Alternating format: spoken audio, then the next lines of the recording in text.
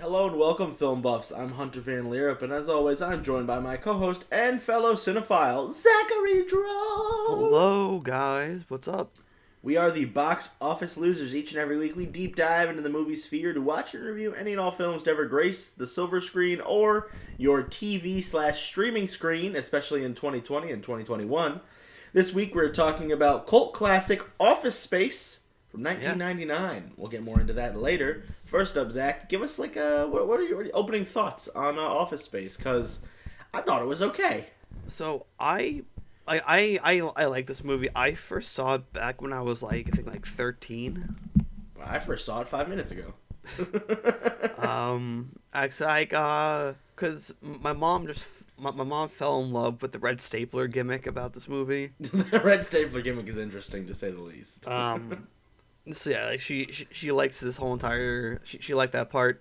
Even with that, she bought a red stapler for the house. A red swing line stapler.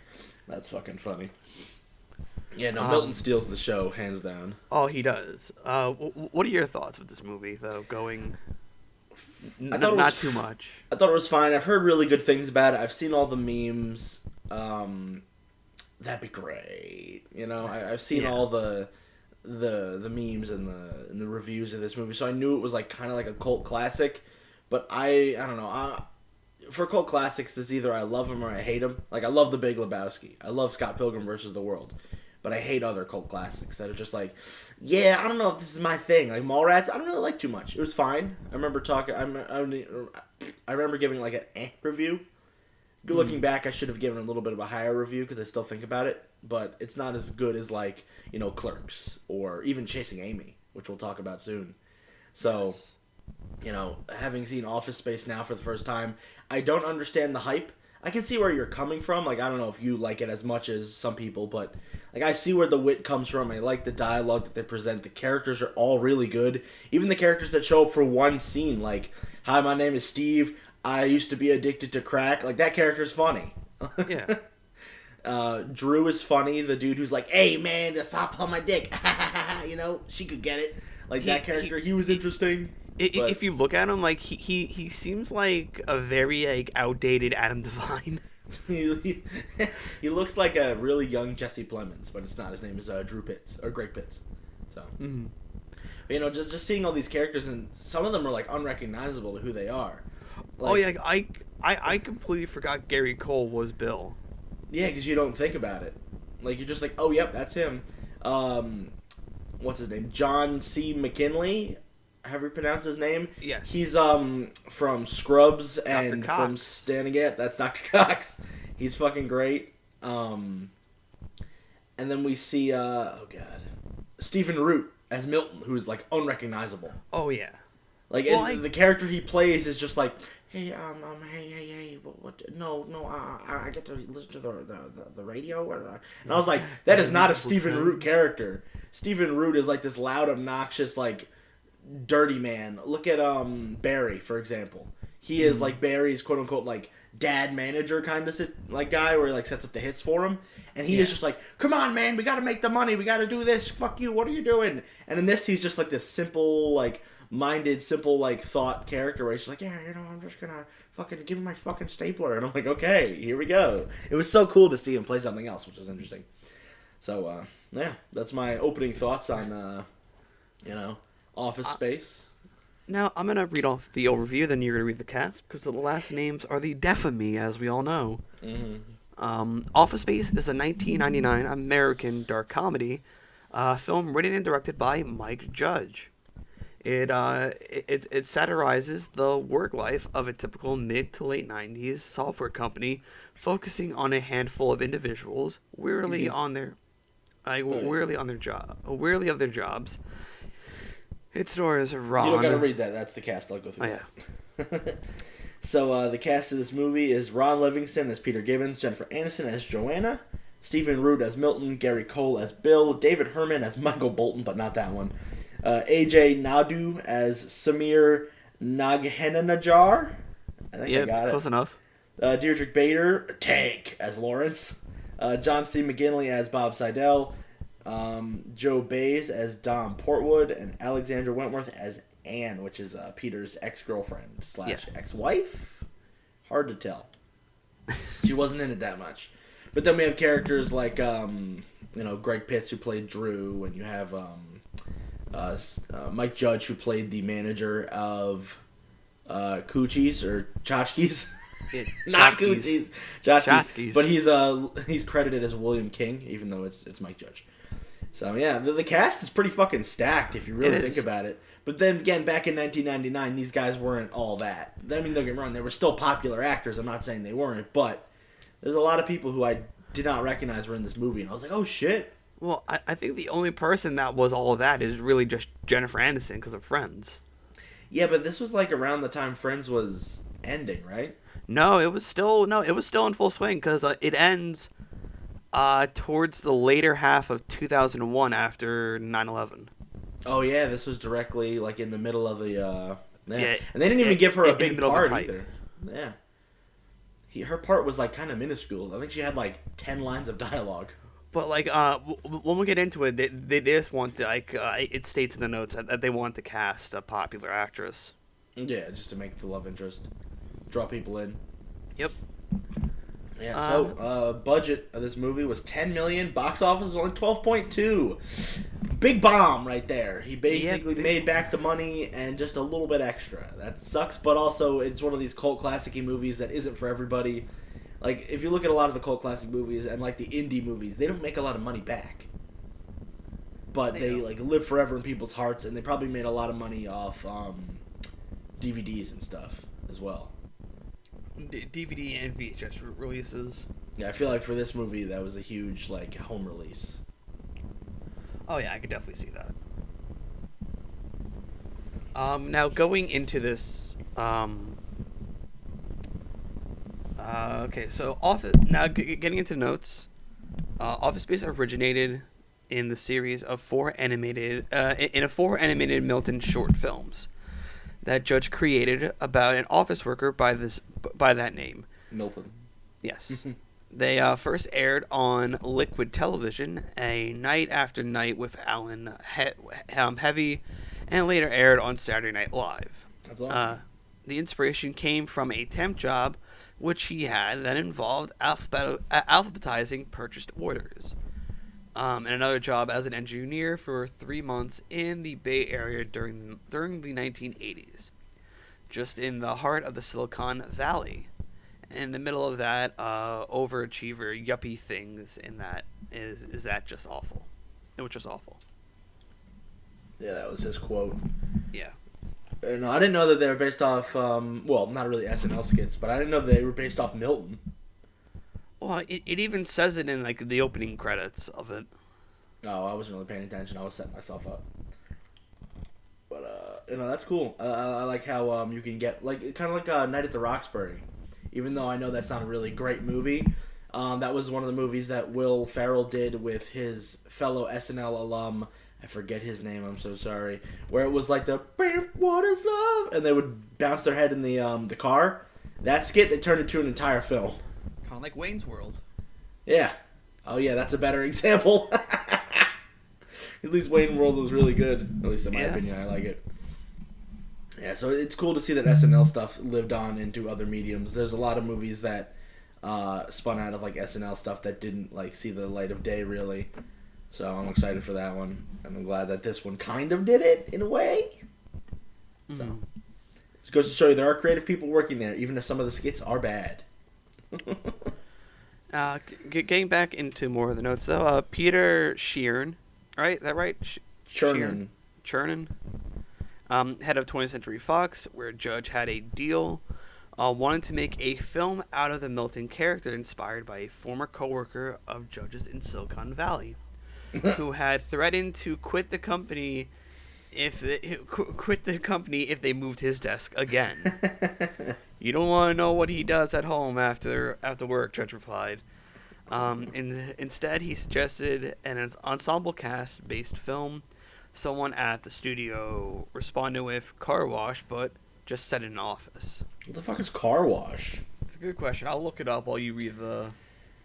other part of the notes. Yeah. So Milton was not the only character inspired by Judge from Judge's past. During his jobs in Silicon Valley, where he barely made enough to afford his rent, he had a neighbor who was an auto mechanic. And not only did the man make more money, he had flexible work hours and seemed to Judge to be much more content with his life and work than he himself was. The neighbor inspired Lawrence, Peter's neighbor in the film, which is Dietrich Bader, who is just like the everyman. He's just like the average dude who's just hanging out. So it's cool to see that that was actually based off somebody. So Car Wash is like it's a late 70s day in the life cult comedy, featuring Richard Pryor, George Carlin. Oh wow. Bill Duke. Don't know who that is, but I probably recognize his face. Yeah, Antonio Farkas. If you see his name as well, if you see his face as well, you know who it is. Yeah, that's cool. Maybe we'll watch that one at some point. Yeah. And no, but like it's kind of like the movie Waiting, where it's like an ensemble cast of characters that are living a mundane work life that are just hanging out. So I could see that. I can see what they mean by comparing it to another one of those, because it is kind of like what this is. Mm. Yeah, the setting in the film reflects a prevailing trend that Judge observed in the United States. He said, "It seems like every city now has an identical office park with identical adjoining chain restaurants." He said in an interview, he said, "There were a lot of people who wanted me to set this movie in Wall Street or like the movie Brazil. Set this movie in Wall Street or like the movie Brazil, yeah. But I wanted a very unglamorous, kind of like a bleak workstation situation like I was in." He wrote a treatment in 1996 with the script after the first season of King of the Hill. Fox president Tom Rothman was very happy with the draft, as he was looking for lighter material to balance the event movies like Titanic that dominated the studio's output at the time. He considered it the most brilliant workplace satire he'd ever read. He said, despite that, Judge hated the ending and wished he could have rewritten the third act, which is, I guess, the embezzlement act. Because that kind of came out of left field. Like, they mentioned it at the beginning. Michael Bolton says he has a code. A virus software. Yeah, a virus. But, like, that's just like a quick throwaway line that I didn't think was going to come back. And then it turns out they were going to embezzle money later. I was like, that's really weird, but okay. Like, I don't know. I feel like if he just... Because Milton was going to burn it down regardless, apparently. So, if they kept that in, they could have just ran the life and then just left, and then Milton would have burned it down for the stapler. So, I don't know. Now, okay, going into Brazil, going back to that movie mentioned, the only notable actor on here is Robert De Niro. It's really it. And he's not even a main character. Weird. What's the movie about? Brazil is a low-level bureaucrat. It's about a low-level bureaucrat. Sam Lauer escapes the monetary of his day-to-day life. It's pretty much the same thing. Escaping a day-to-day life. Yeah, the only reason why Peter escapes is because the hypnotherapist has a fucking heart attack and dies and never snaps him out of his funk. Yeah. And I'm like, that's fucking hilarious. Yeah, and also kind of fucking terrifying. Oh, for sure. Getting back into it, so Judge wrote a treatment in 1996. I said that one. Read David Herman. David Herman was the only actor Judge had in mind for a specific part, Michael Bolton. Herman had been trying to leave his 7-year contract of Mad TV, but the show would not let him. So, at its next table reading, he managed to get himself fired by screaming all his lines. Just like screaming. That's awesome. Greg Daniels said they could always find a place for him on King of the Hill, where he had been doing some voice work. So soon after, he read Judge's Office Space script and was delighted with it. That's nice. Awesome. Yeah, you read the next one again. I'm gonna see who David Herman voiced in King of the Hill. King of the Hill, yeah. All right. Oh, he's Scruffy in Futurama. At the first reading through the script, Judge was pleased with Herman's performance and felt Stephen Root improved on his own take of Milton, but was not happy with the rest of the cast. Mm-hmm. He considered abandoning the film, but Rothman said it worked and it just needed the right actors. According to Judge, while Fox at first told him to get just to get the best actors possible since the film's budget would not be large enough to consider bankable stars, the studio soon changed its mind in the wake of success of Good Will Hunting. He was advised to get the film star Ben Affleck and Matt Damon again. Again, he almost changed his mind. Sorry, I keep on not seeing periods properly. Mm-hmm. Again, he almost changed his mind about the film. Rothman said in 2019 that while an A-list star are often unlikely to take roles in low-budget productions, those films should nevertheless make the effort to attract them. He had agreed to meet with Damon in New York, but then Ron Livingston's agent reached, who played the guy who played Peter. Again, agent asked the client could audition for the lead. Casting director Nancy Klopper was impressed, and after Judge saw the video, he told the studio that he wanted Livingston in the part. Nice. Yeah, I couldn't imagine anyone else playing Livingston. Like, I could see what he said. Like, what do you want, Ben Affleck? Ben Affleck is good. I feel like he would have nailed it because they have like the same facial, like structure that would give them the same like. What am I looking for?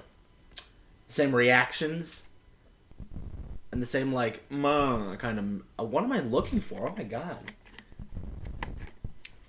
I'm missing the word I'm looking for, but it's the same like facial expressions. He kind of wanted the same je ne sais quoi, right? Yeah, exactly. I think Ben Affleck would have nailed it, but getting Ron Livingston just kind of hit it home because he's a very just like, yeah, okay kind of guy. So did they want both like Affleck and Damon? I think so. It sounded like he was advised to get both of them. Who would who would they have played? Like what? Matt Damon probably would have been Michael Bolton if David Herman wasn't able to get out of the contract. Like if anything, you could have put you could have kept Affleck and had him been Dietrich's character.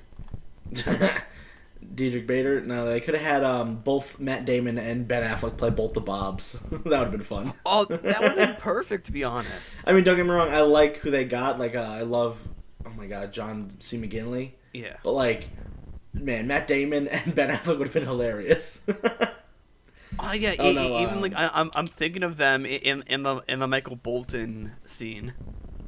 Yeah, where they're just like talking back to him. Yeah. Like, oh, I just love Michael Bolton. Oh my god. It would be great.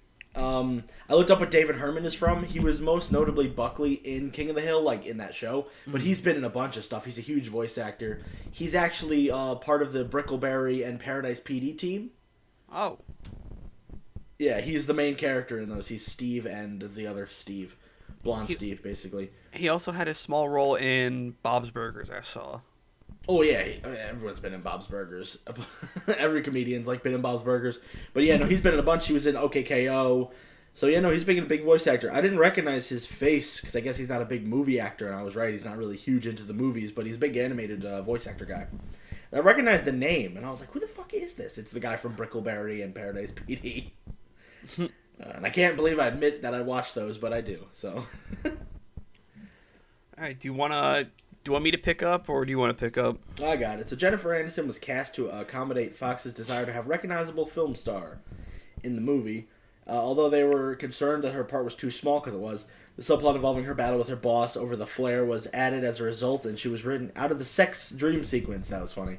Although the dialogue indicated she was actually slept with Lumbergh. However, she had liked the script since she was not getting any major films at that point, so she had... she also went to high school with Herman. Kate Hudson also read for that part. Weird. It would have been weird if it was Kate Hudson. I like Aniston. I think she comes off as like that, like, attainable, approachable woman, I don't see her as like a mega star, if that makes any sense.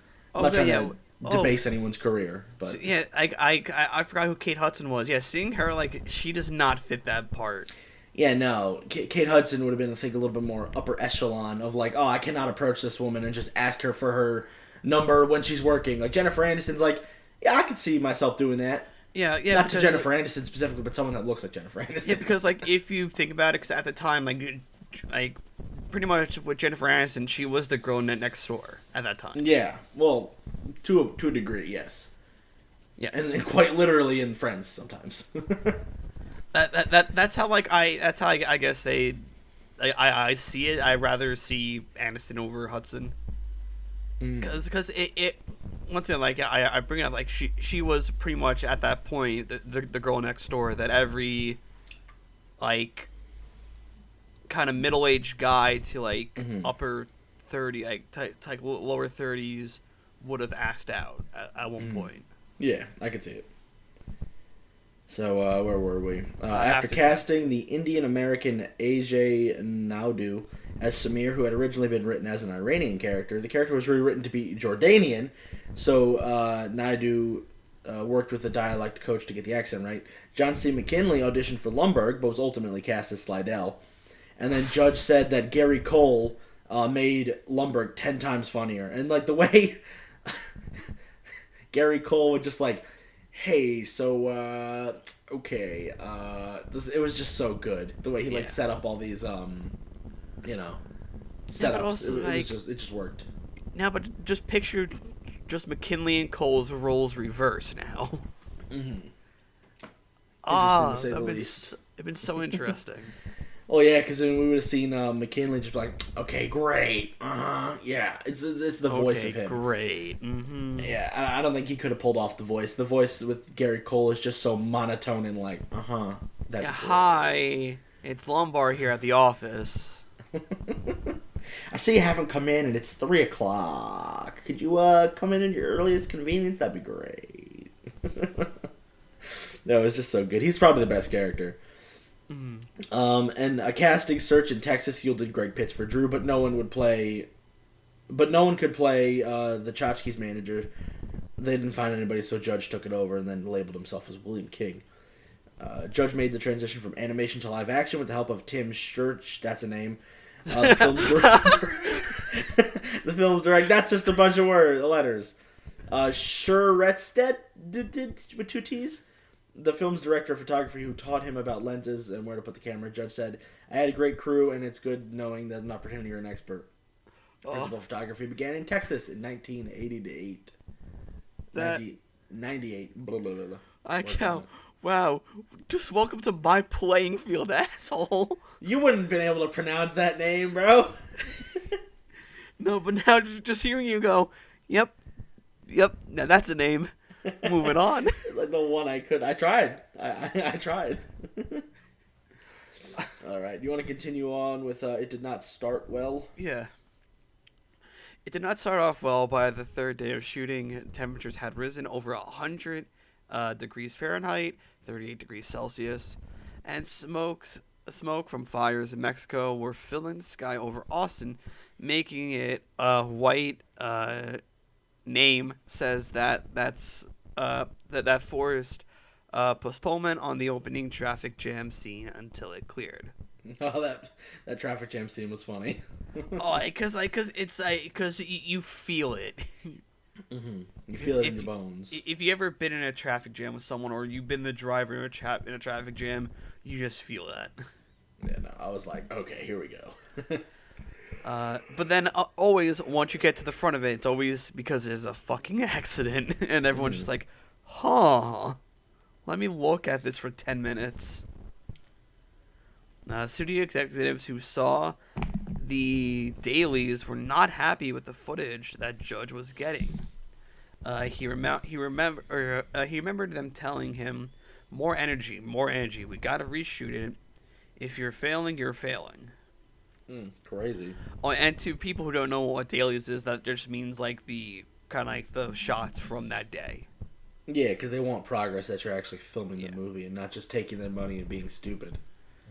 They also had asked for Livingston to smile more, but at that point, only the earliest scenes had been filmed. Judge told the studio that happier scenes would come later. Livingston says, They believed he was on drugs and they were considering firing him. What the fuck?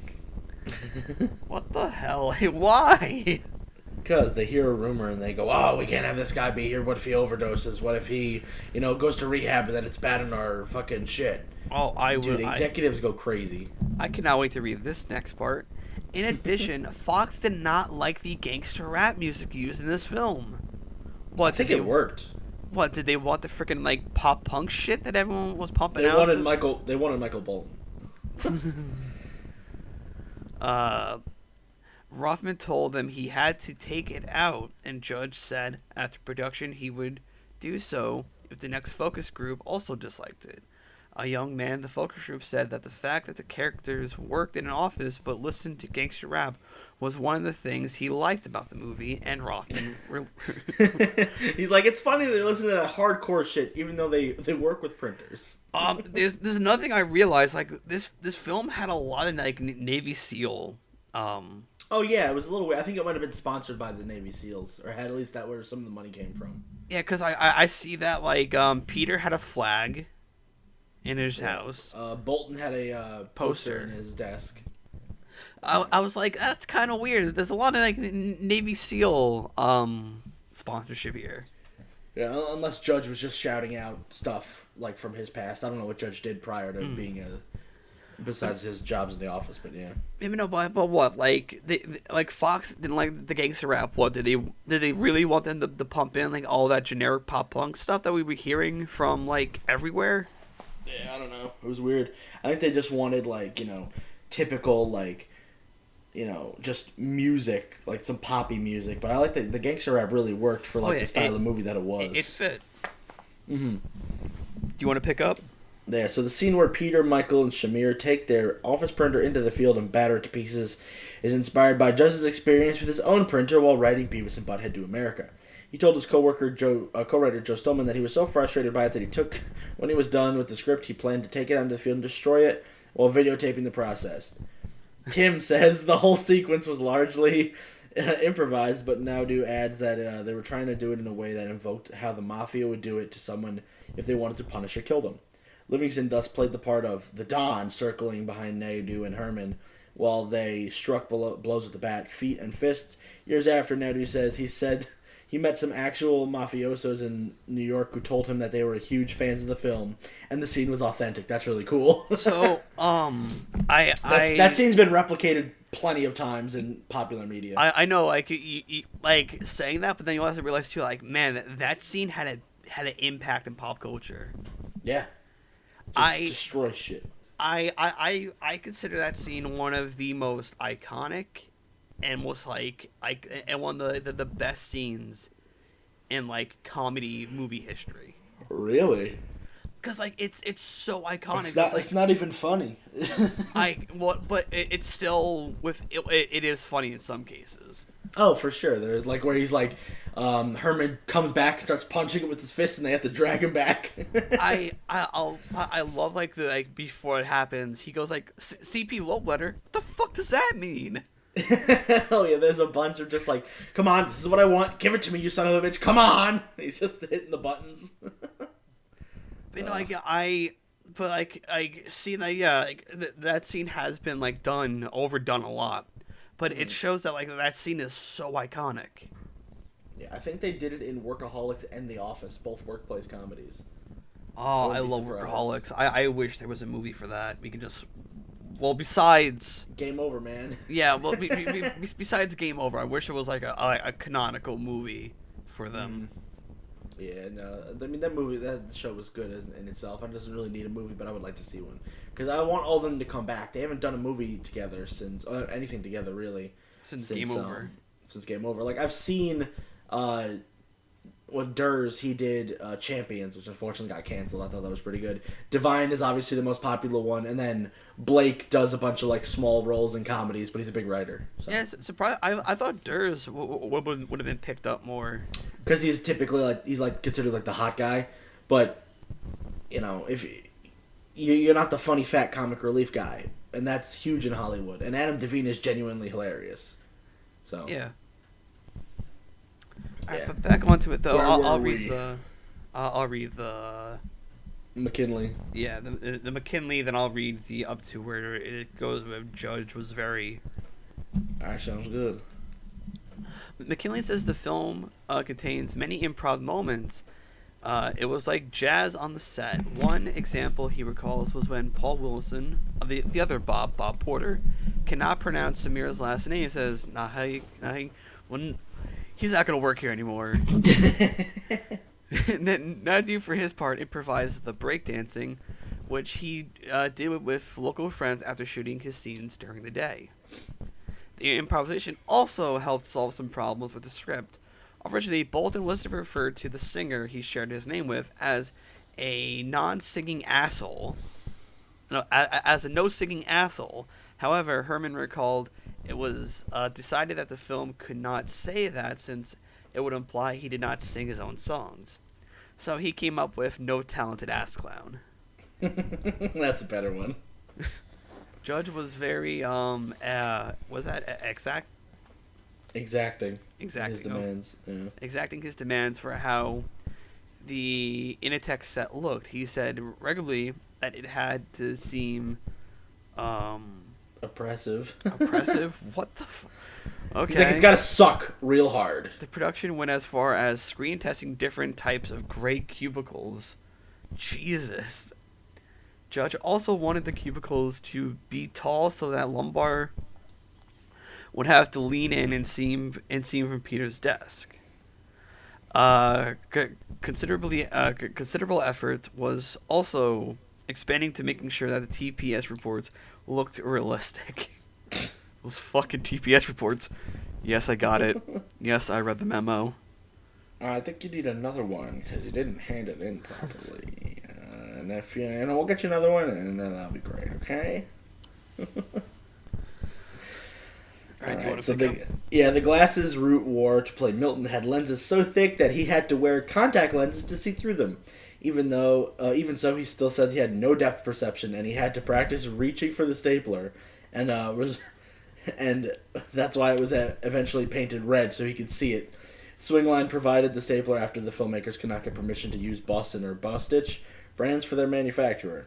Well, yeah, but they even made fun of Boston in it too.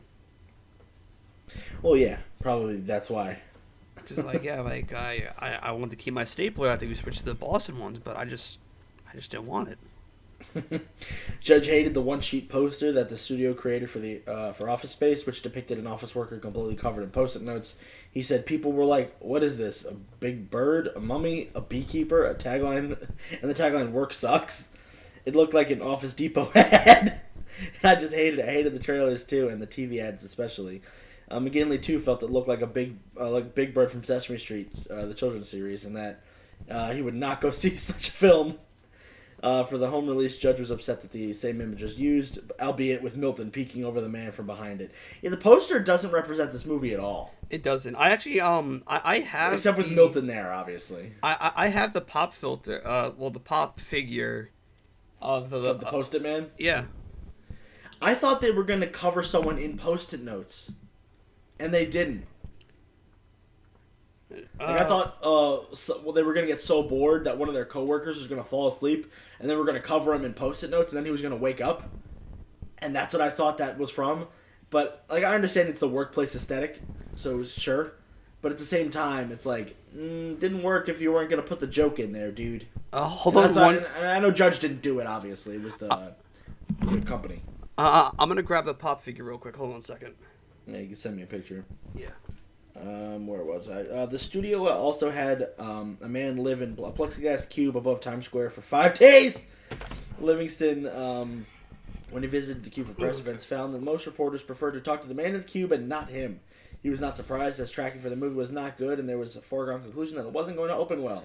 Producer Michael Rottenberg elaborated that, he said, "I took a few research screenings to realize that audiences have often issues with satire. Another problem Rothman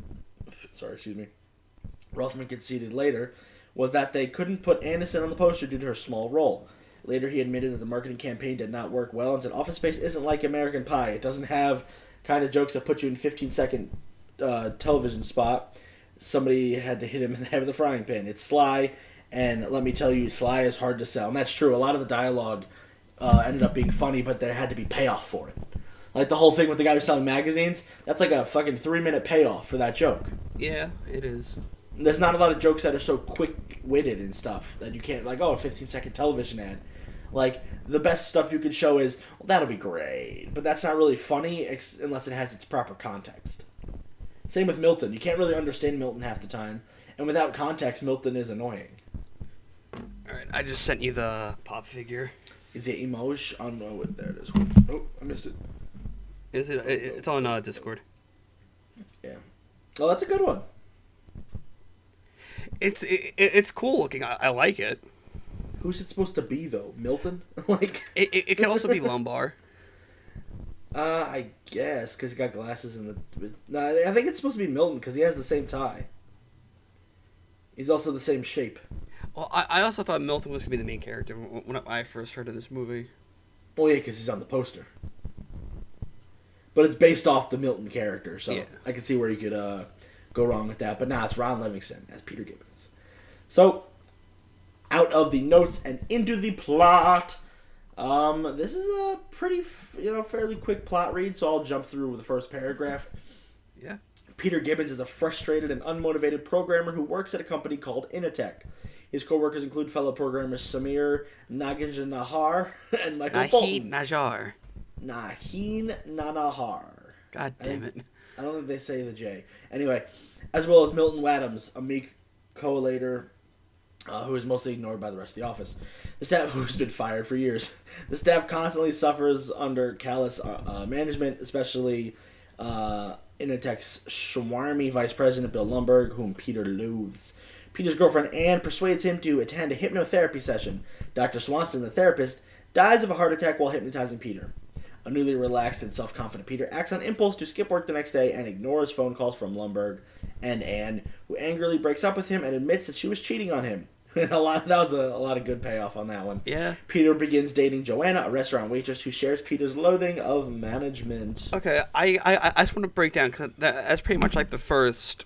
So the first act. So, when he wakes up after getting...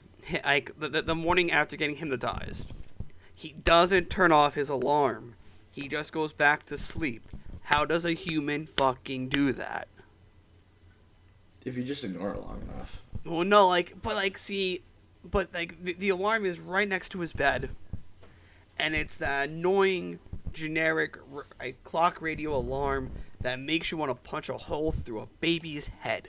Dude, oh my god. Dude, I've slept through an alarm before. It's not that hard. Oh, I have too, and you know this. I've been late to the podcast a few times.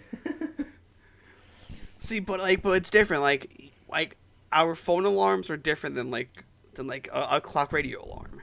Yeah, no, I guess you're right. There are some big differences between those. Yeah, the phone alarms could easily be just turned off if you're not really paying attention. But also, this didn't mention, but he goes through his answering machine, and it's just Lumbar going, yeah, hi. Yeah, there's 17 messages from Lumbar. It's like, hi, it's like 10 o'clock, you're supposed to be here at 9. It's not a half day. Just want to know when you're going to come in. Yeah, hi. It's like 12 o'clock, I thought I saw you come in, but I guess not. Oh my god. It's fun stuff, man. It is. Hey, it's 3 o'clock. You should be here. What's going on? And then he makes the receptionist call too. Then also, he sleeps until 3. Okay, I've done that on a number of occasions. I've never done that, even when I worked an overnight job. I can't sleep past 12 o'clock, or my body's like, "You're wasting your day, bro. Wake the fuck up." Yeah. Getting back into the plot though. Hopping into now the second half of this film.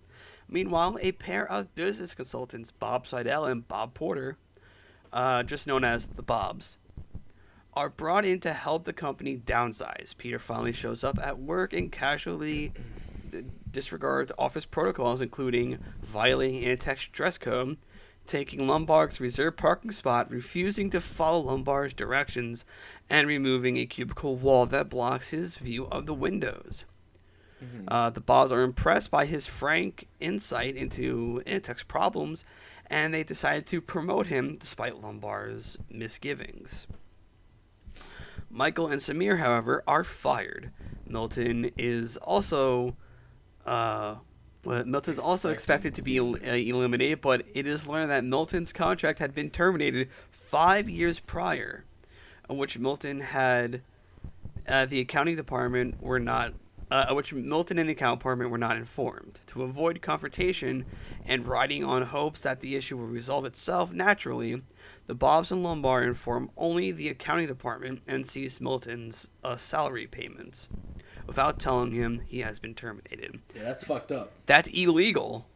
Well, yeah, I think that's the joke, though. That's like very, very illegal. Yeah. Oh, we don't want confrontation. What? Milton's not going to come in with a gun? Well, I mean, he didn't come in with a gun, but, you know. He came in with a bunch of, like, lighter fluid and matches, though. Mm-hmm. Yeah, so Peter, Michael, and Samir decide to take revenge by infecting Initech's accounting system with a computer virus designed by Michael to divert fractions of pennies into a bank account. They believe that the transactions are small enough to avoid detection, but will result in the accrual of a substantial amount of money over time, about 2 years, they say. Mm-hmm. On Michael and Samir's last day at Initech, Peter steals a frequently malfunctioning printer, which the three take to a field and smash to pieces to vent their frustration. At a barbecue, Peter hears rumors that a coworker that Joanna slept with Lundberg in the past before dating Peter. When Peter confronts her about this, a heated exchange leads to them breaking up. Yeah, that's like, we're rounding out the end of this movie, and this plot description does not do it justice. But I feel like my mid-movie notes will hit us up, will hit us home with the stuff that I missed. So, Peter discovers that a bug in Michael's code has caused the virus to steal over $300,000 in only a few days. Yeah, that's crazy. Which is far more conspicuous. Peter, Michael, and Samir meet to try to deceive a plan to launder the money to no avail.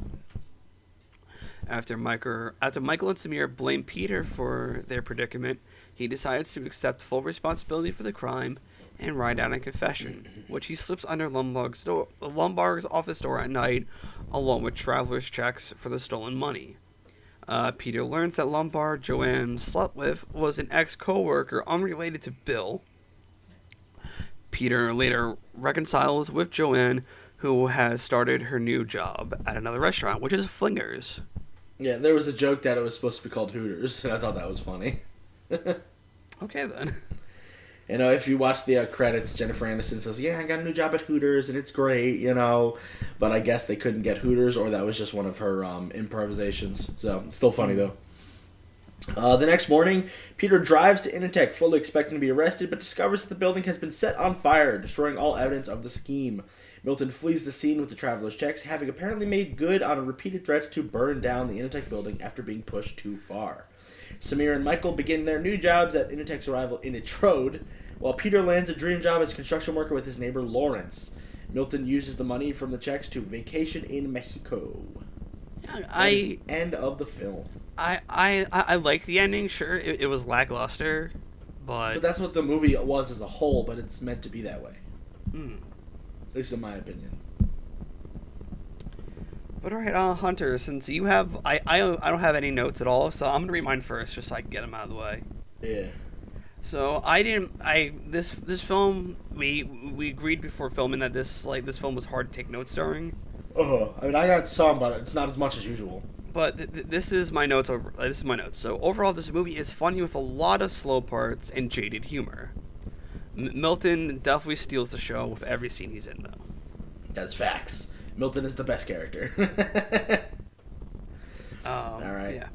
Okay, now let's move on to my mid-movie notes. Opening scene, can't catch a break with these cars. Yeah. Every time he moves into the lane, the other one goes. I thought that was hilarious. Michael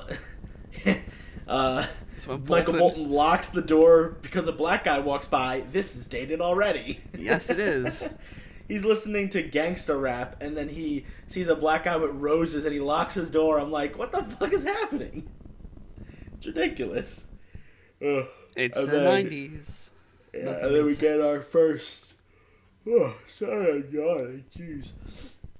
Oh, we got our first. That'd be great. Yeah. Oh, yeah, that'd be great. Aniston always looking fine.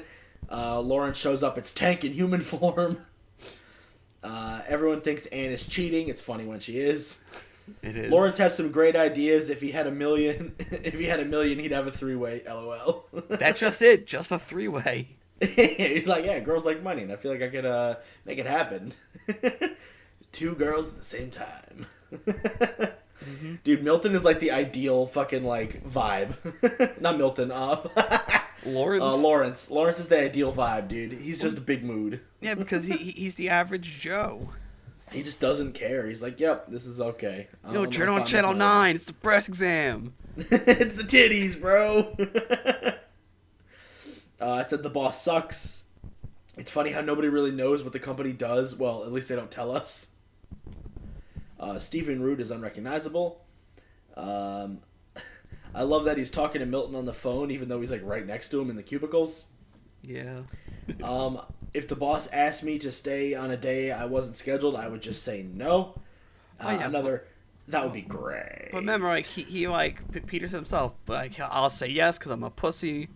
Yeah, which is fucking funny. Where were we? Is this dude having a heart attack? And he was. He started getting sweaty, and I was like, this dude's having a heart attack. There's no doubt in my mind. This guy's about to die. And then I said, where is it? He's never gonna snap his fingers ever again. Yeah. Peter just not showing up to work is a mood. Peter basically does nothing at his job anyway, still doing nothing. Hashtag embezzlement time. Drew sucks. Straight up, Drew's introduced, and I was like, this guy sucks. Sorry, Greg Pitts, bad character, but also probably written that way, so it is what it is. Printer break montage, that's been mimicked forever. Milton looks like he's going to kill everyone. Federal pound me in the ass prison. Movie is quite boring with some good moments and quick-witted dialogue. He does light it on fire. Milton stole the money. So just the quick notes. I love how like you brought up he does nothing. Yeah, because he goes like they're like, oh, so the Bobs go, so what do you do here? He goes like, nothing. I just stare at my desk and it looks like he's like I show up 15 minutes late, then I sit at my desk for 2 hours, then I go to lunch, then I come back and stare at the walls for another hour, and then the last 15 minutes of work is when I start working. And they're like, wow, okay. Because like to be honest, I feel that on a level of which no one can understand. Oh, I mean, I don't do that at the comic book store, but I used to do that at my other jobs. I used to just like meander. I'm just like, all right, this sucks. Let's just walk around. I did that at my other job. I just legit, if I didn't have a customer, I just like walked around the store with my phone out, just like scrolling through Twitter or fucking TikTok. Yeah, I'd be like, nah, I'm good. And no, I only do that at my job for like maybe the last 20-30 minutes if I do it. Like, do it only on a Monday though. Because like I finish all my work and I'm just like, all right, time to hang out and do nothing for 30 minutes. So I'll read the review portion of the top part. Sounds good. Office Space received positive reviews from critics on review aggregator Rotten Tomatoes. The film has an 80% rating based on 100 reviews and an average of 6.84 out of 10. 6.84 out of 10. The site's critical consensus reads: Mike Judge lampoons the office grind with its inspired mix of sharp dialogue and witty one-liners. That's facts.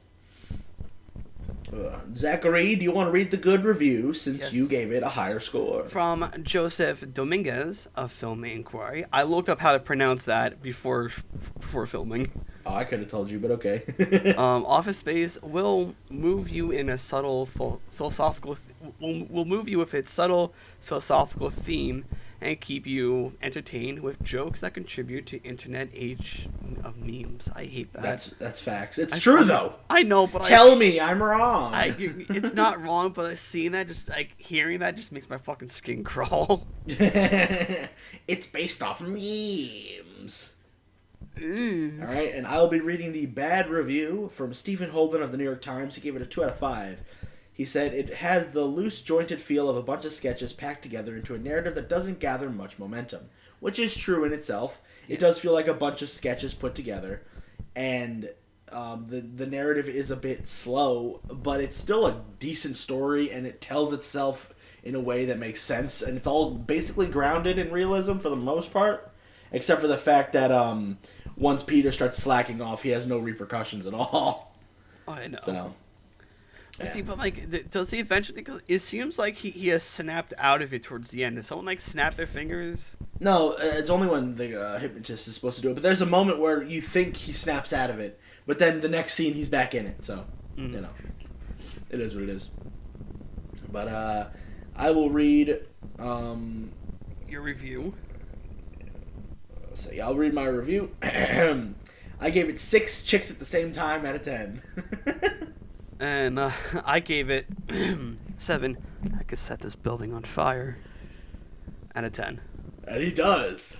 He does. Like I actually I had to look up a quote. I wanted a good quote, and I'm like, I have to do.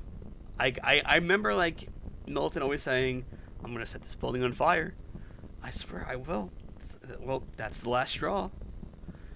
Because I love the scene with it. They move him to the basement. He goes, "Well, that's the last straw. I warned you."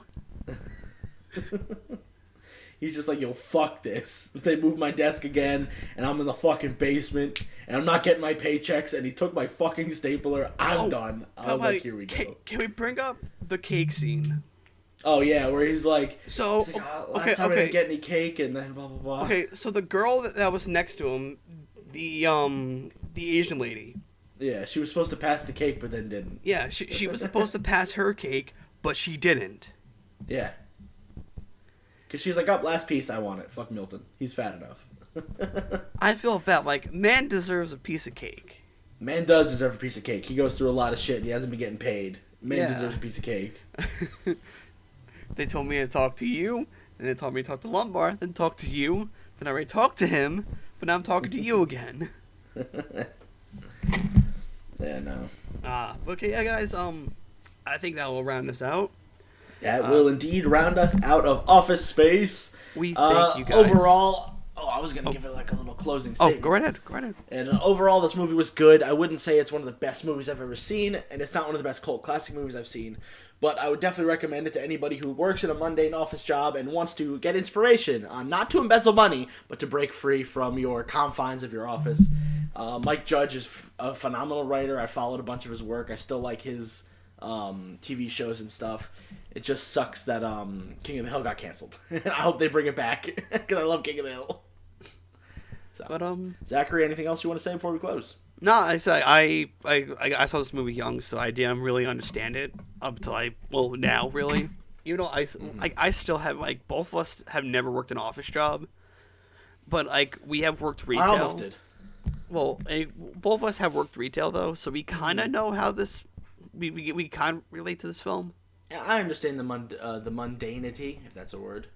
Yeah, but yeah, guys, thank you all for listening. You can follow us at Box Office Losers on Instagram and at Box of Losers on Twitter.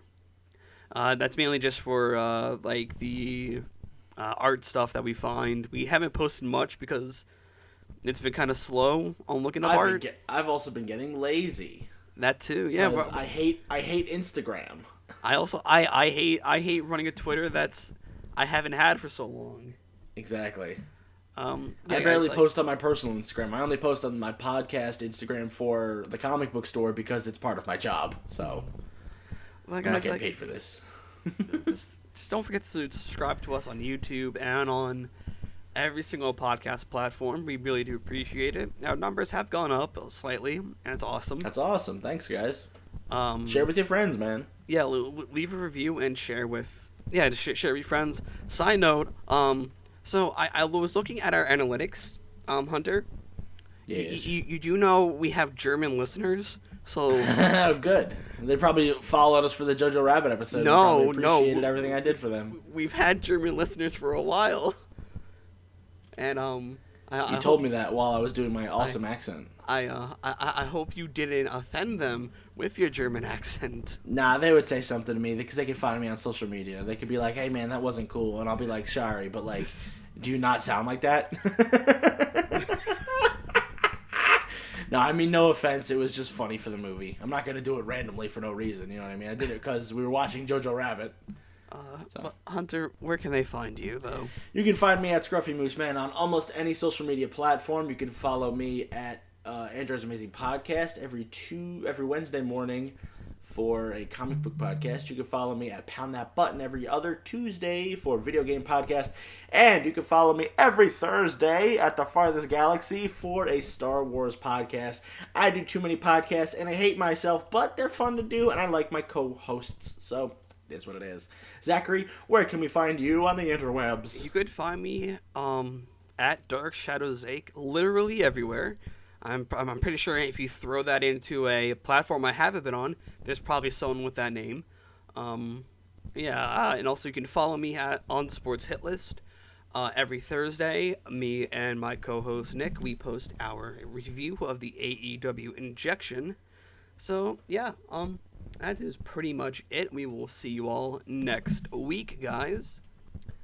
And have a good one. Bye-bye. Bye-bye. PC load letter? What the fuck does that mean?